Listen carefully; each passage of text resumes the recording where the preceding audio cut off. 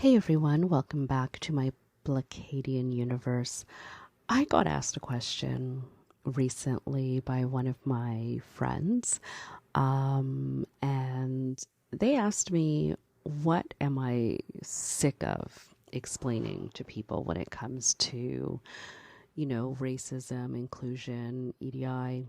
And I thought, oh shit, I'm tired of a lot of things. Tired. Um, but after I thought it was an excellent question, and this is why they're my friend. And after reflection, I thought I'm really tired of justifying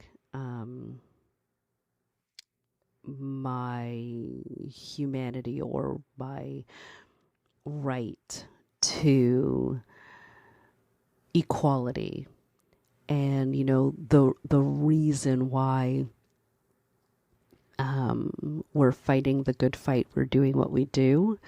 Because oftentimes people are just so willing to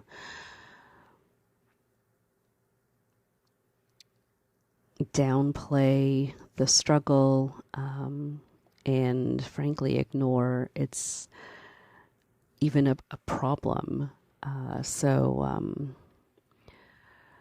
that ultimately is, where I landed, and I wanted to talk about it. So let's talk about it.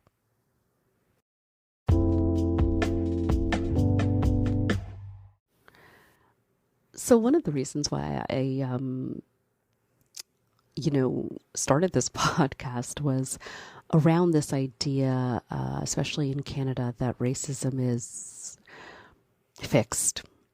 It's something that I've encountered all my life, that, we don't have the same problem as America. It's like, it should be like sewn into like our flag or something at this point, because it is such a commonly held belief amongst Canadians, is that we are, somehow this great evolved society where racism has ceased to exist in our society. And as a Black Canadian, I can say wholeheartedly that that is so far from the truth. And, when I talk to my other, um, people in my community, other Black people, other, Indigenous people, non-white people, they tell me the same thing. And we all have this conversation around, aren't you sick and tired of people saying that crap to you, like with a straight face? And I'm like, but the thing is, they believe it. They believe it. Their experience, with people similar to themselves, that are white, present as white, is that it's a non-issue. It doesn't come up in their day lives. They see us out here, we don't talk about it to them. And, so therefore they just exist without knowing the truth, capital T.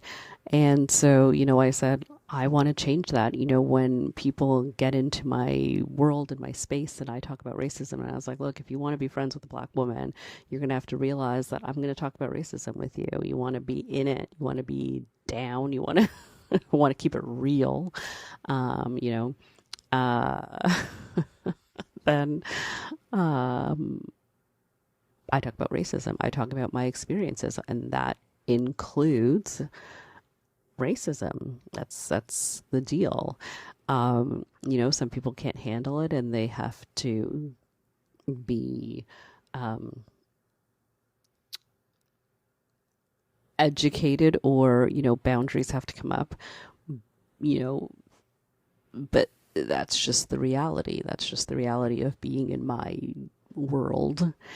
And I just, yeah, it's tiring. It's tiring to have that experience, and then having to, that's traumatic, and it's in itself. Racism is a trauma, but then having to justify it, to explain it, to have to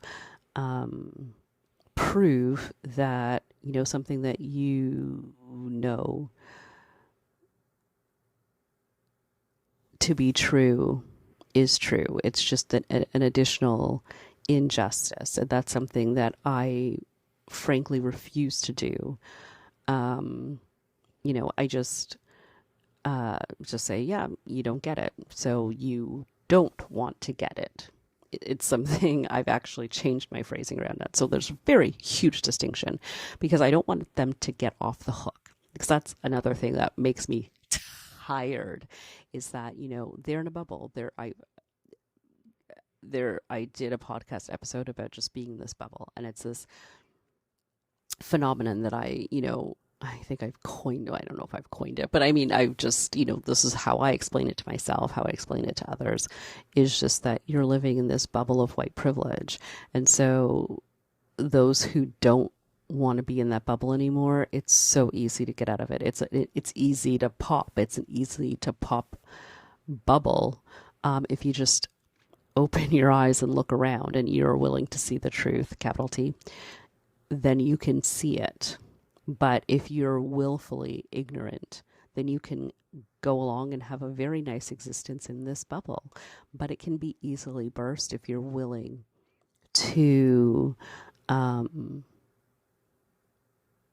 see the experiences of people and believe the experiences of people that don't look like you.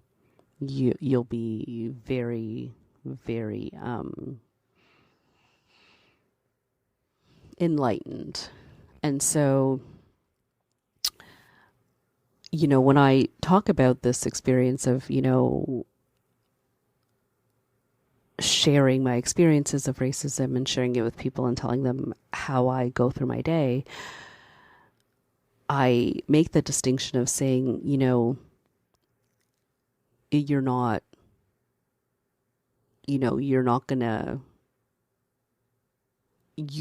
going to get it. So you don't want to get it.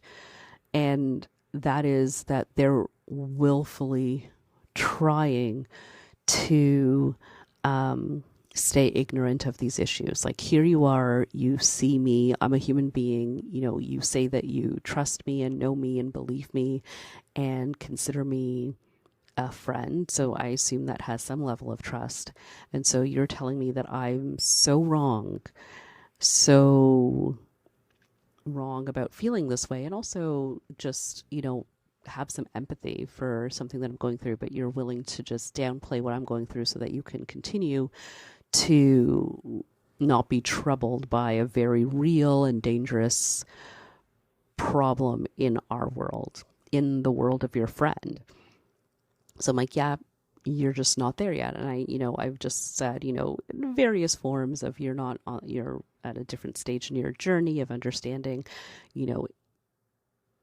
discrimination, and, that's absolutely fine, but I'm not going to, try and prove to you something that I know is real, because it's falling on deaf ears. And that's something that I've done as a boundary for myself to protect my peace of mind.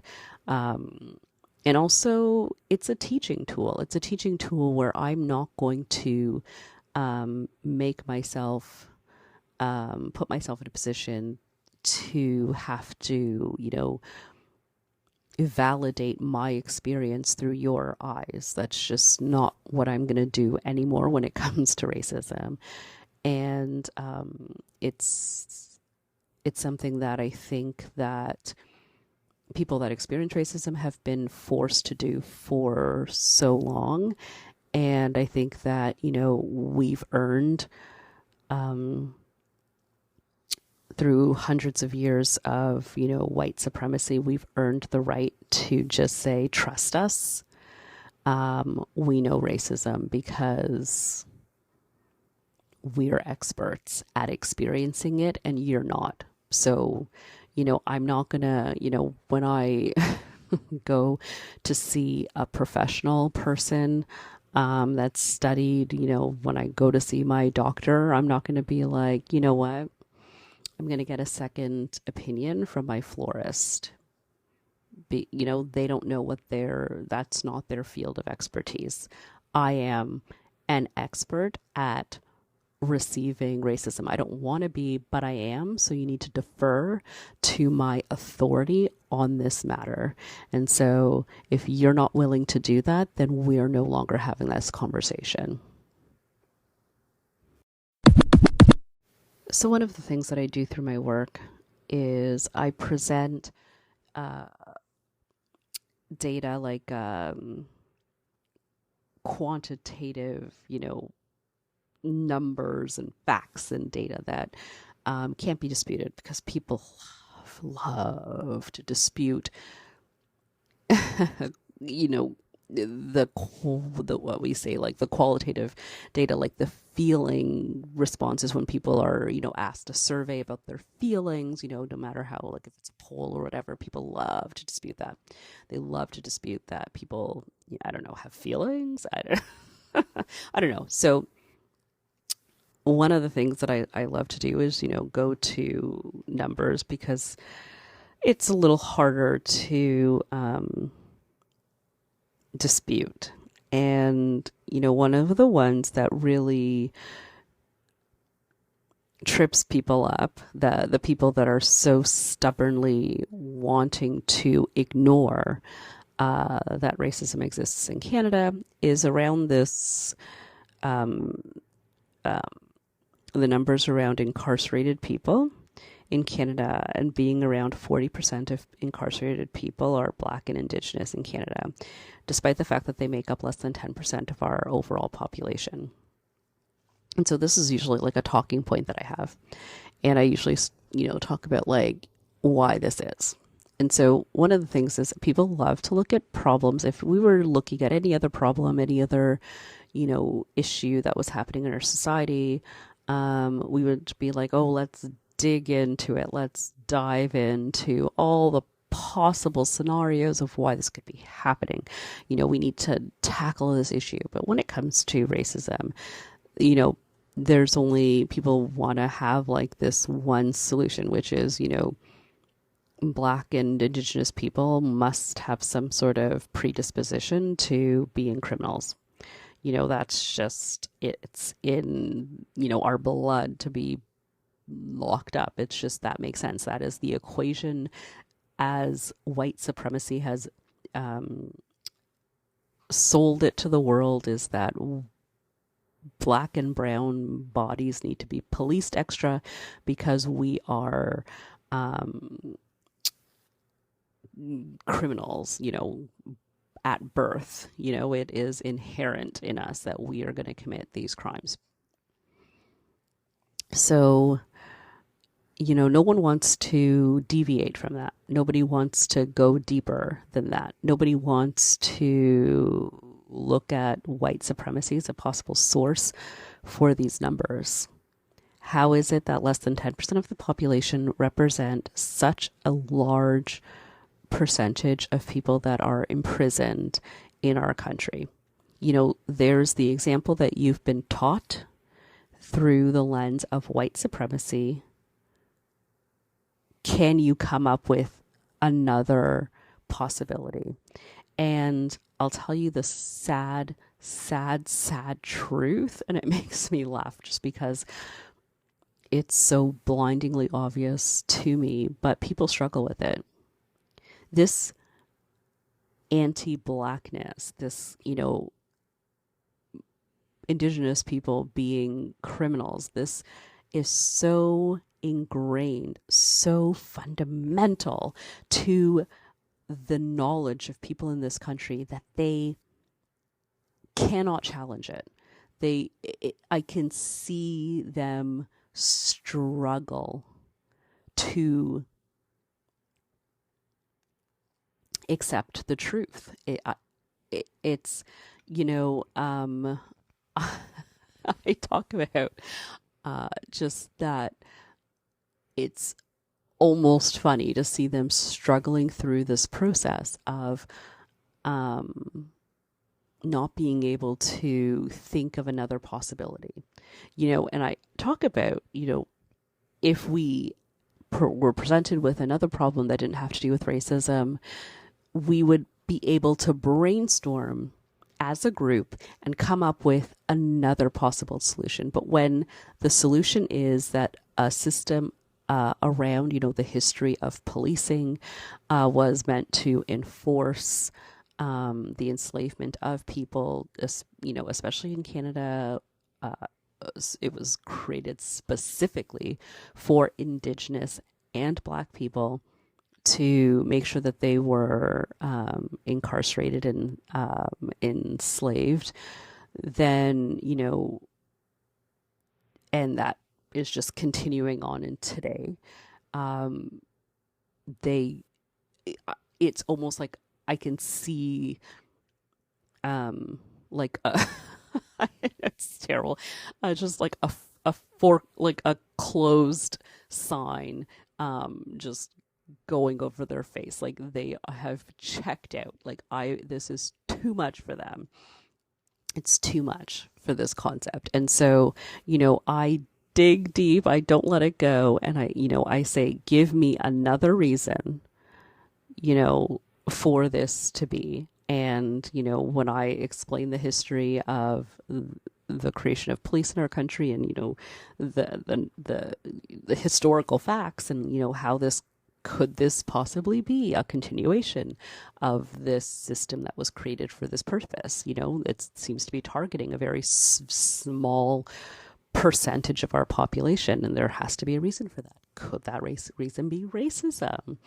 And people are just like, what? It's both simultaneously depressing as hell and comical, because the power of racism is just amazing to see in real time. Shocking, scary, depressing, but it's, I understand just how powerful and dangerous racism can be, because even when presented with facts, people are stumbling to go beyond it and come up with another reason other than Black and brown people are just criminals. That's what they truly believe. And yeah, it's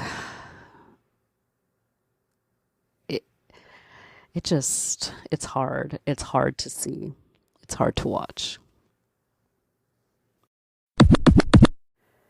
So, my friend that asked me this wonderful question, that was the inspiration for this podcast about, what am I tired about talking about with EDI? And, so wonderfully and patiently letting me work through my answer. And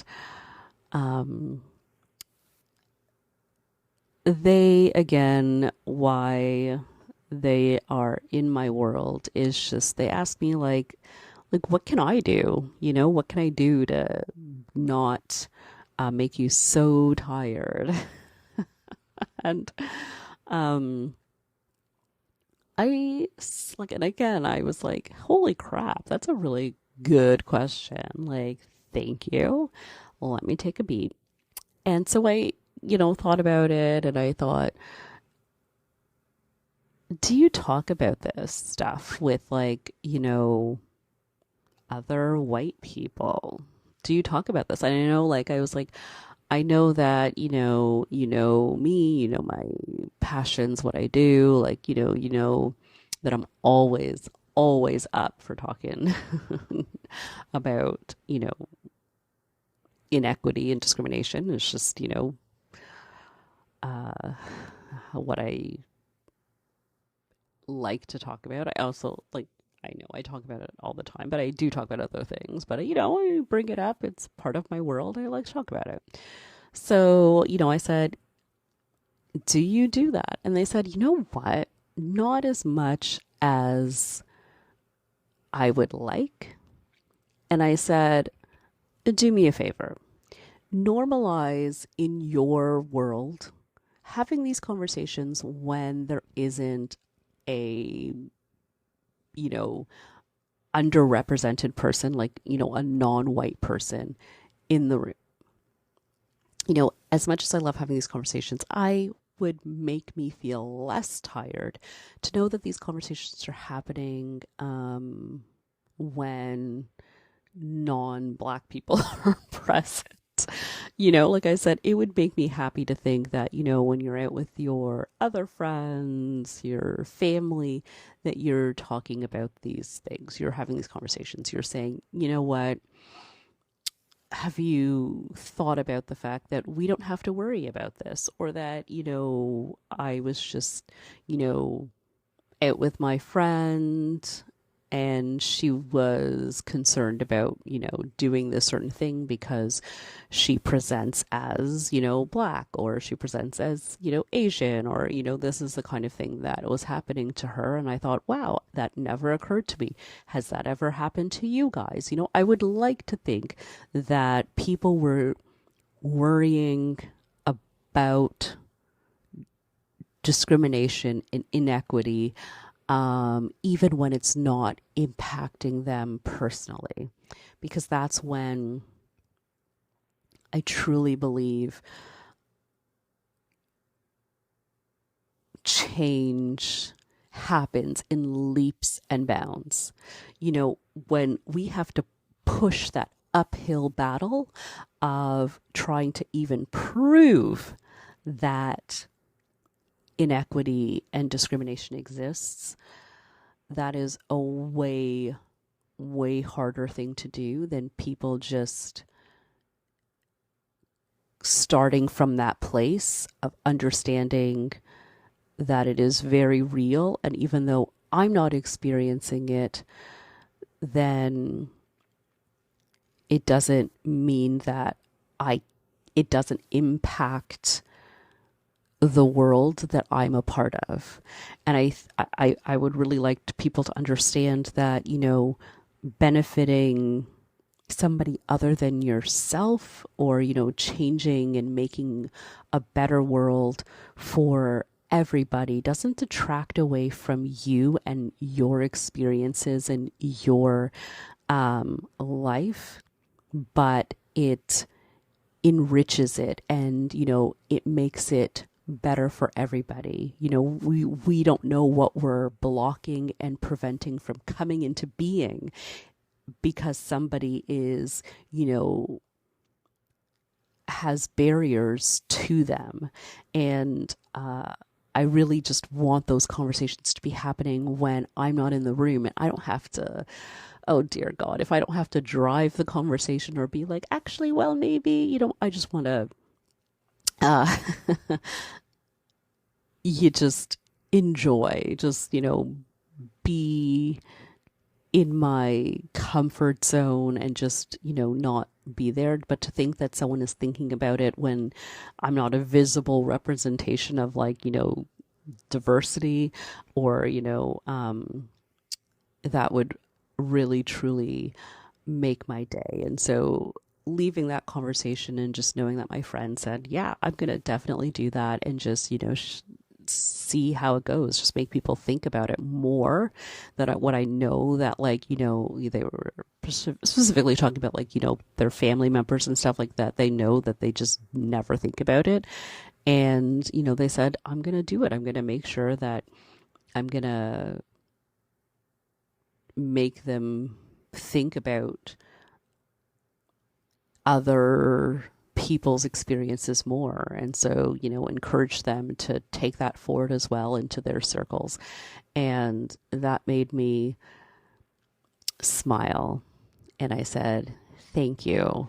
Thank you for that. And I said, that makes me feel less tired, that the burden of racism isn't going to be solely